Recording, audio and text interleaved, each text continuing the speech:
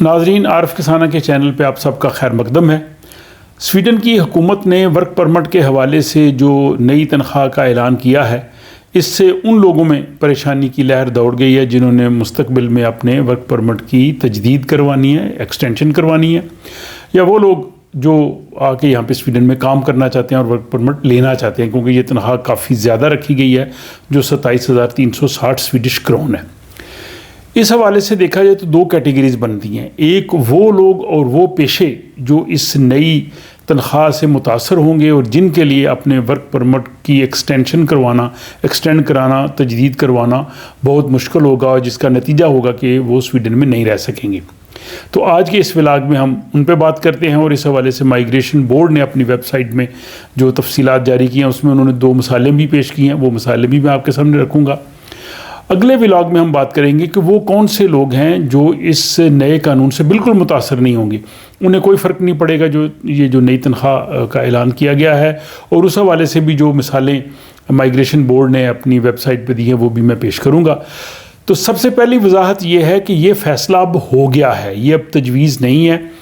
Migration board کی اگر آپ ویب سائٹ پہ جائیں تو وہاں پہ بھی یہ لکھا ہوا ہے کہ حکومت نے یہ فیصلہ کر دیا ہے کہ 1 نومبر 2023 یعنی اس سال 1 نومبر سے یہ قانون جو ہے وہ شروع ہو جائے گا۔ تو اس لیے اب اس میں یہ گنجائش نہیں ہے کہ ابھی شاید تجویز ہے، ہو سکتا ہے حکومت تبدیل کر دے، کچھ نیا لے آئے، وہ ایسی بات نہیں۔ اگر ہو سکتا ہے کہ جو لوگ اس وقت کام کر رہے ہیں اگر حکومت سوچے تو ان کے بارے میں کچھ کہہ دے، لیکن پچھلے ولاگ میں آپ نے دیکھا جو مائیگریشن بورڈ کی منسٹر تھی اس نے کلیئرلی کہا ہے کہ ہم بالکل جو ہے جن لوگوں نے 1 نومبر کے بعد اپنا ورک پرمٹ ایکسٹینڈ کروانا ہے ہم ان کو بالکل اسی طرح سے ڈیل کریں گے جو اس قانون کے مطابق ہے۔ حالانکہ فروری میں سویڈن کی جو مائیگریشن کی منسٹر ماریا میلمر سیننگارڈ، جب ان سے پوچھا گیا تھا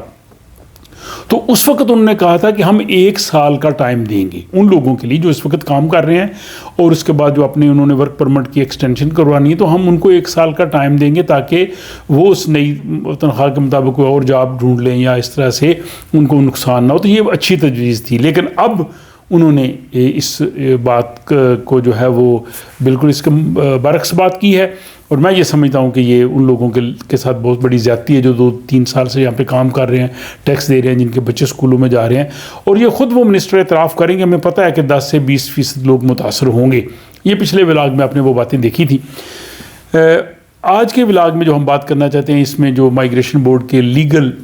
ڈائریکٹر ہیں انہوں نے اس ویب سائٹ پہ جو تفصیلات دی ہیں کہ ان کا یہ کہنا ہے کہ جو نئی تنخواہ کی شرح جو ابھی اس سال 27,360 سویڈش کرون ہے، جو سویڈن کی ایوریج تنخواہ کا 80% ہے، اس میں ان کا کہنا ہے کہ جو زیادہ متاثر ہونے والے لوگ ہیں وہ کام کر رہے ہیں سروسز کے شعبے میں، اومسوری میں، یعنی جو بزرگ لوگ ہیں ان کی نگہداشت کرنے کے حوالے سے خدمات جو سر انجام دے رہے ہیں، جو دکانوں میں کام کر رہے ہیں، سیلز کے طور پہ کام کر رہے ہیں، فاسٹ فوڈ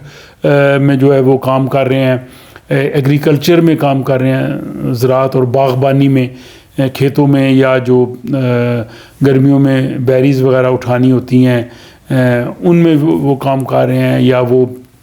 جنگلات میں کام کر رہے ہیں، فارسٹ کی کسی شعبے میں،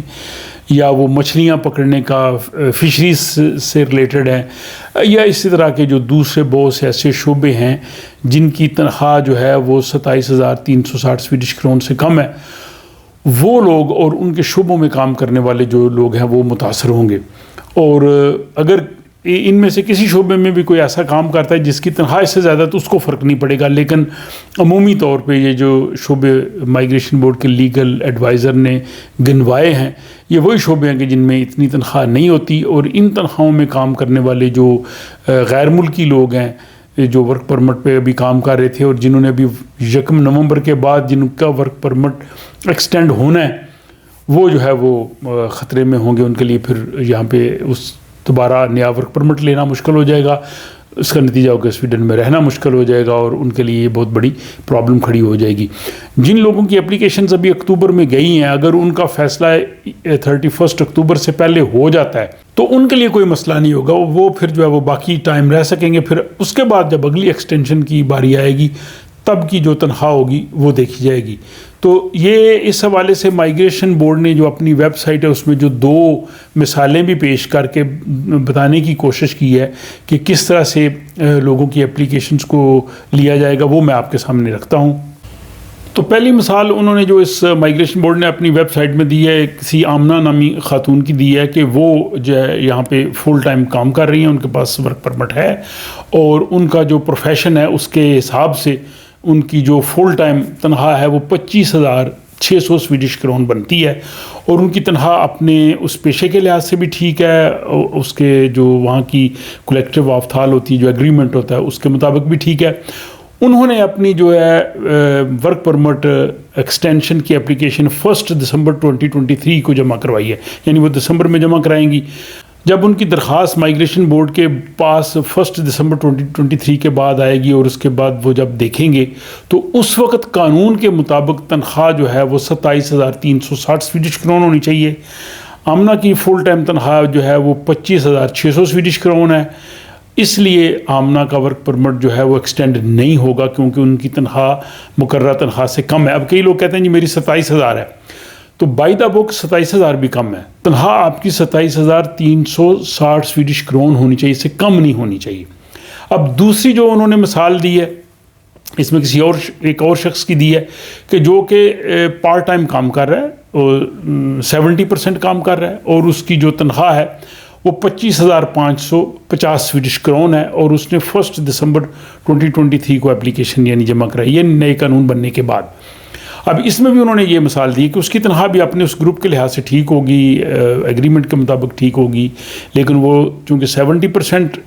تنخواہ پہ کام کر رہا ہے، فل ٹائم نہیں کر رہا، اور وہ شخص جو ہے وہ 25,550 سویڈش کرون کما رہا ہے، لیکن ورک پرمٹ لینے کے لیے 27,360 ہونی چاہیے، تو اس شخص کی اپلیکیشن بھی ریجیکٹ ہو جائے گی۔ تو یہ دونوں کیسز میں ریجیکٹ ہو جائے گی۔ مختصر یہ کہ 1 نومبر کے بعد آپ کی تنخواہ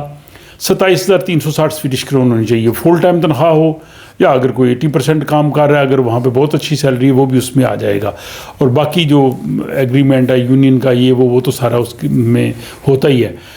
تو بہرحال آج کے اس ولاگ میں ہم نے ان پیشوں کا ذکر کیا ہے، ان لوگوں کا ذکر کیا ہے کہ جو نئی تنخواہ کے قانون کے تحت نہیں آتے، جن کی اپلیکیشنز بدقسمتی سے افسوس ہو رہا ہے یہ کہتے ہوئے کہ ان کی جو ہے وہ ریجیکٹ ہو جائیں گی۔ اب اگلے ولاگ میں بات کروں گا وہ لوگ جن کو اس نئی تنخواہ سے کوئی فرق نہیں پڑے گا اور ان کو کسی قسم کی پرابلم نہیں ہوگی، تو اس کو ہم اگلے ولاگ میں لیتے ہیں۔ تب تک کے لیے مجھے اجازت دیجیے اور اپنی دعاؤں میں ضرور یاد رکھیے۔